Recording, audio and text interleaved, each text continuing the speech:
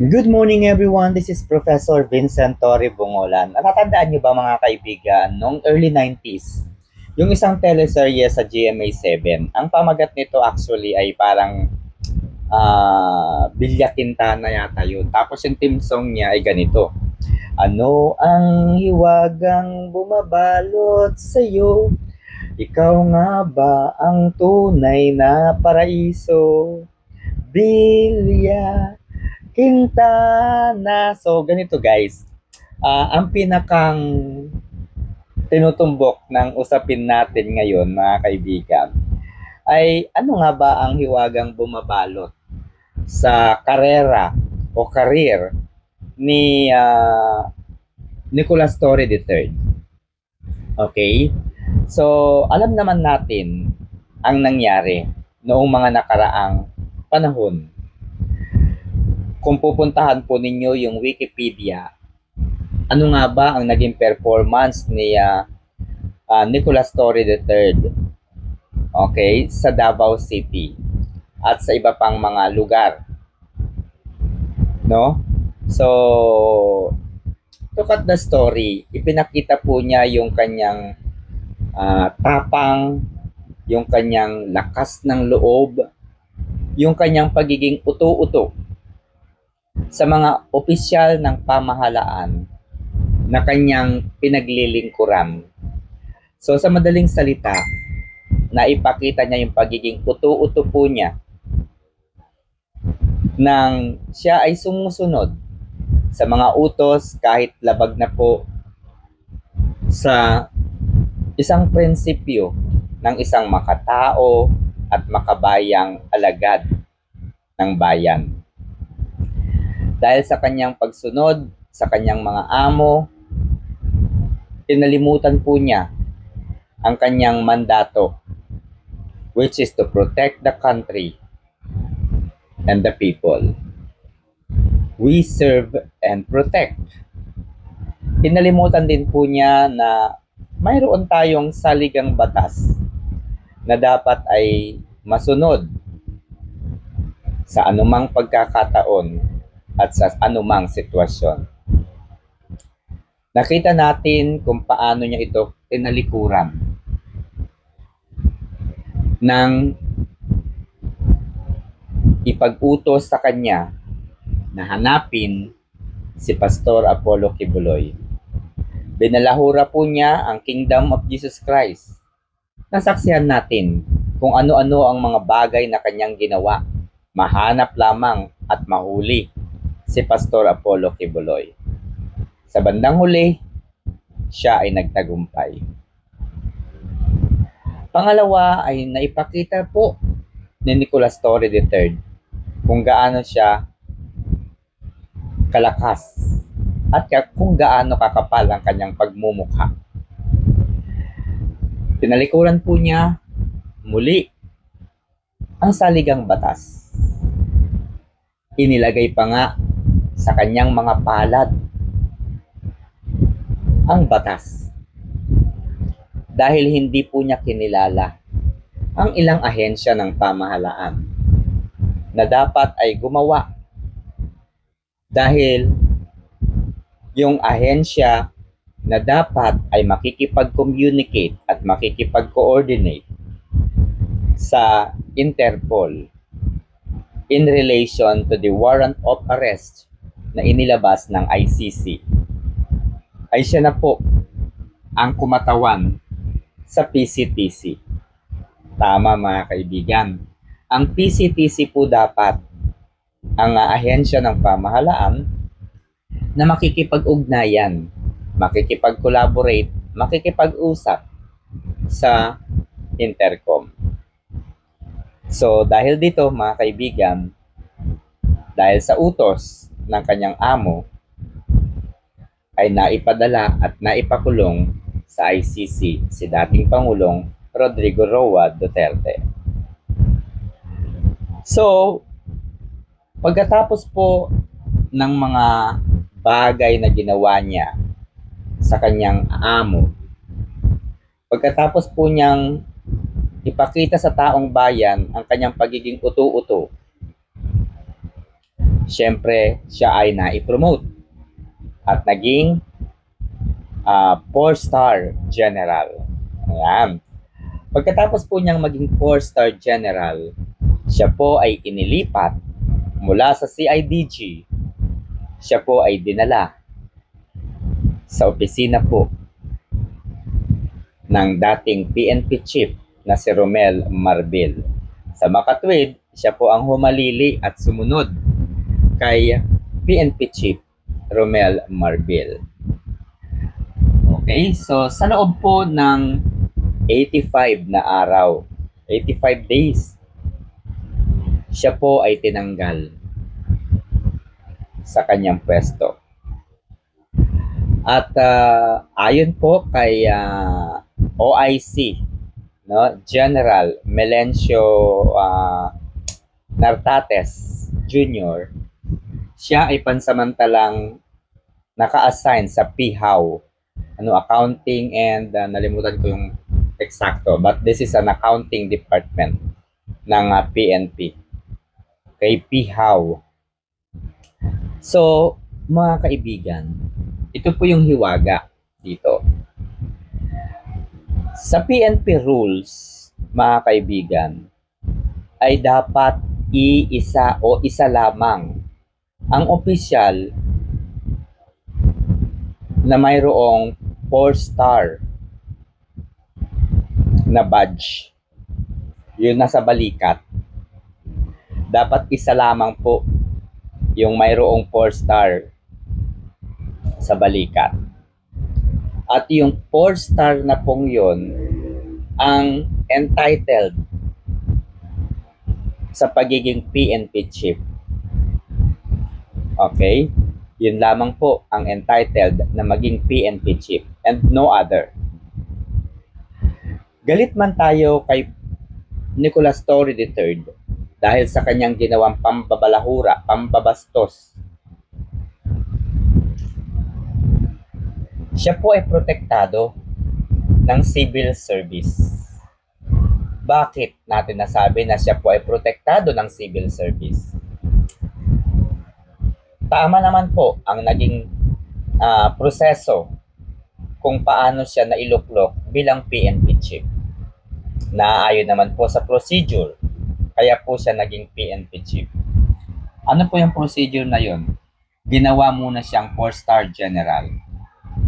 Pangalawa, nag-retired po si PNP chief Romel Marbil. At dahil siya na lamang po yung nag-iisang 4-star general, pasok na po yun sa requirements. Isang 4-star general lamang ang maaaring magkaroon sa hanay ng kapulisan. So dahil retired na po si PNP Chief Romel Marbil at siya na lamang po yung sumunod at mayroong 4-star na tsapa, siya po ay qualified. Yes, inirekomenda po siya ng Pangulo, appointee po siya ng Pangulo, pero hindi po dapat basta-basta tanggalin ng walang matinding o mabigat na kadahilanan. Sapagkat siya po ay protektado naman ng civil service. No? Wala naman po siyang nilabag.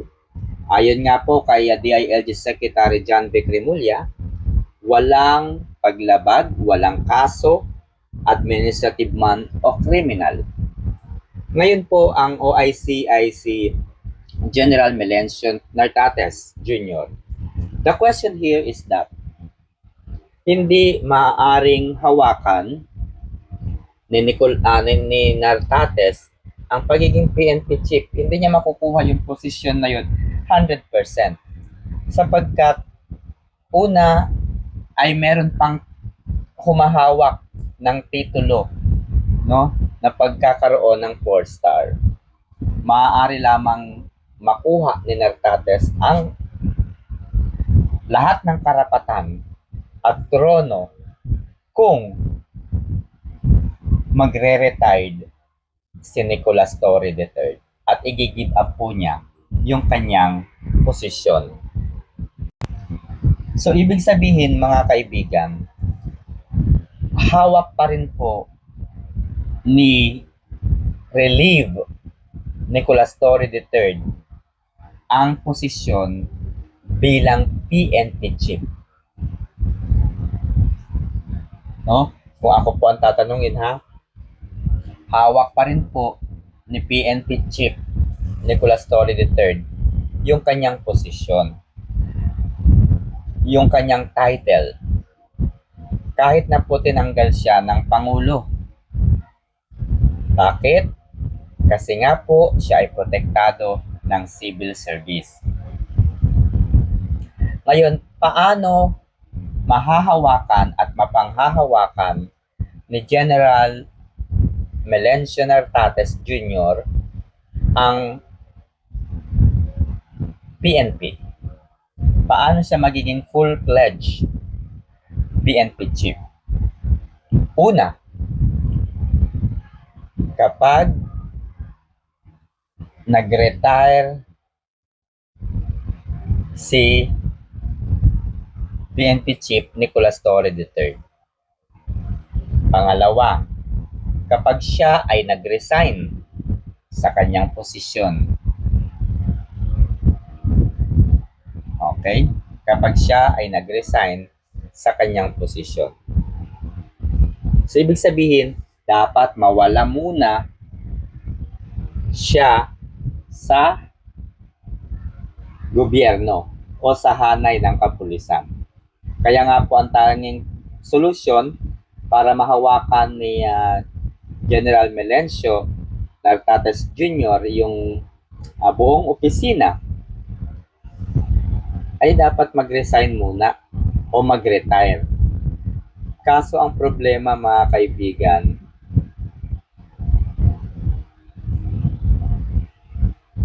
(2026) pa po, March, ang retirement age or retirement year ni Nicolas Torre III.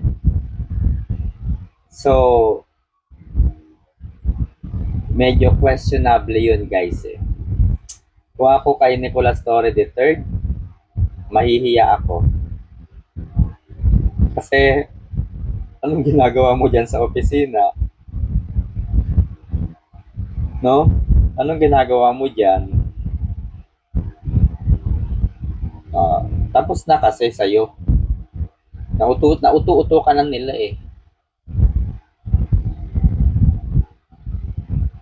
Kasi ganito yan. Ang Pangulo kasi sangkot sa flood control scam.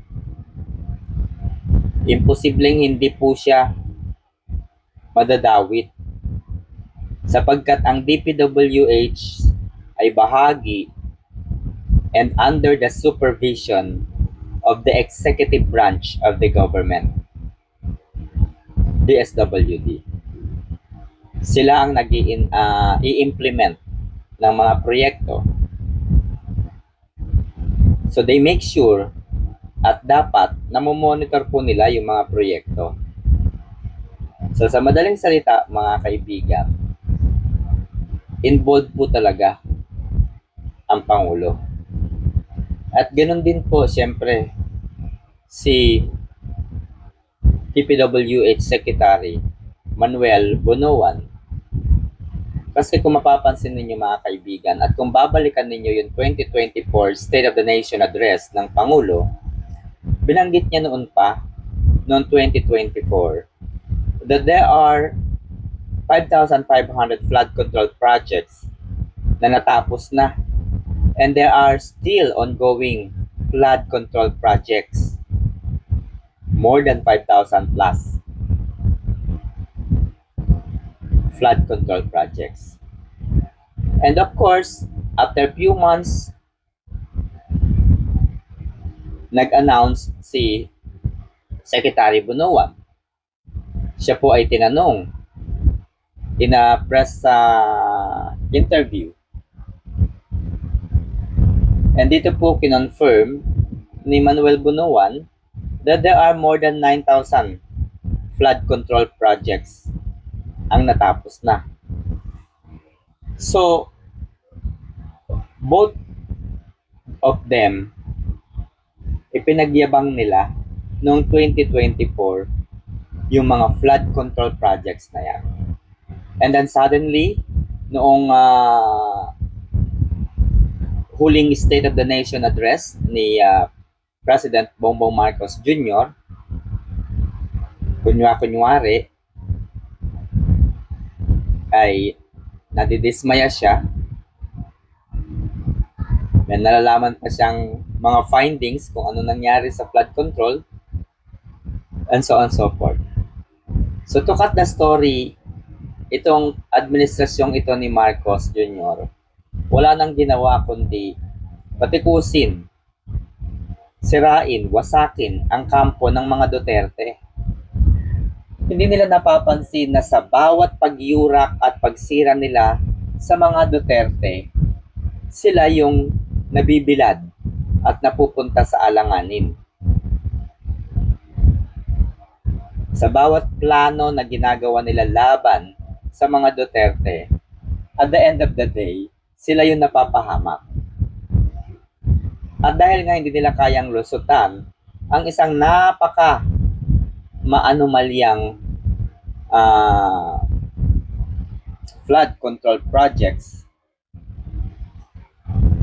maraming mga politiko, lalong-lalo na ang mga congressmen at syempre kahit ng mga senador, ay involved sa tinatawag nating economic sabotage. So tandaan natin mga kaibigan, ang Pangulo po ay hindi maaaring makasuhan ng kahit anong administrative and criminal case, even civil cases. Hindi po maaaring makasuhan ang Pangulo. Pero maaari po itong ma-impeach. At yan po yung hinihintay natin. Kasi over the past few years, mga kaibigan, ang daming ipinagyabang ni President Bongbong Marcos Jr. na nahuli tungkol sa mga drugs. Ang dami niyang mga drug entrapment news. Maraming nahuli. Tapos tonelada raw. Billion daw yung na-recover. Pinasara ang pogo, maraming natuklasan, maraming involved.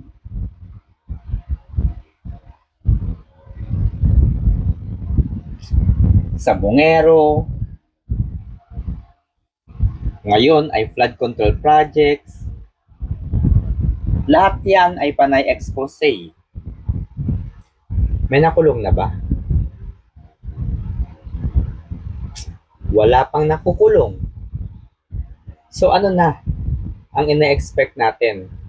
Kaya inilabas itong si PNP Chief Nicolas Torre III upang nang sa gayon ay matabunan ang flood control projects kung saan ay involved ang Pangulo.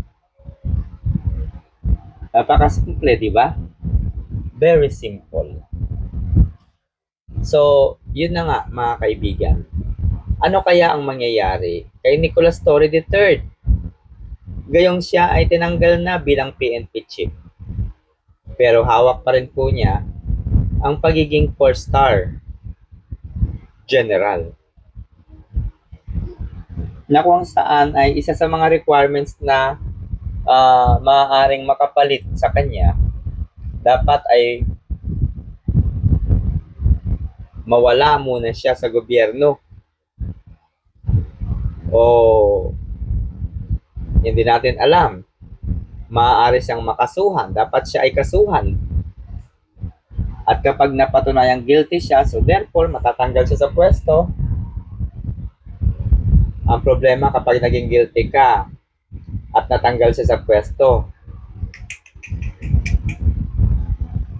sayang ang tattoo kasi wala siyang makukuhang pension. Meron po akong kakilalang mga ganyan guys. Nagtrabaho for the past 35 years. Isang principal, nakasuhan. So guilty. At the end of the day, wala po siyang nakuhang pension. Dahil siya po ay mayroong kaso.